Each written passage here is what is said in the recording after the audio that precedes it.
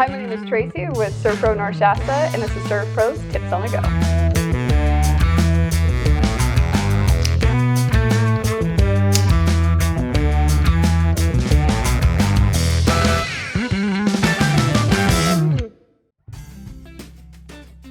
So when you go to purchase a gun safe, you're gonna see on the front door of the safe so many different stickers, but one in particular is going to be a huge number, and it can have a 30 for 30-minute fire resistance, or you can see an hour or an hour and a half. So the higher the rating, the better quality and the better resistance from fire.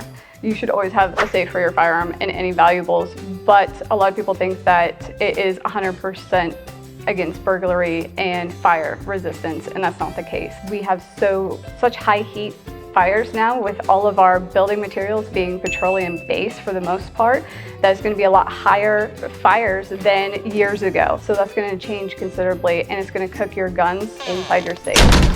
Gunsmiths, once you take it into a gunsmith, they will check the springs first, because the spring is a good notion that if the springs are good, your firearm is actually going to be able to be used again. If the springs are bad, that means that they were heated up so much that it compromised the metal and it won't be able to withstand the firing. Make sure that you always take your firearms to a reputable gunsmith. Mike Schroeder, he's the best in town. And if you don't have one, you can always call me and ask. I will also leave that information for you below in the post.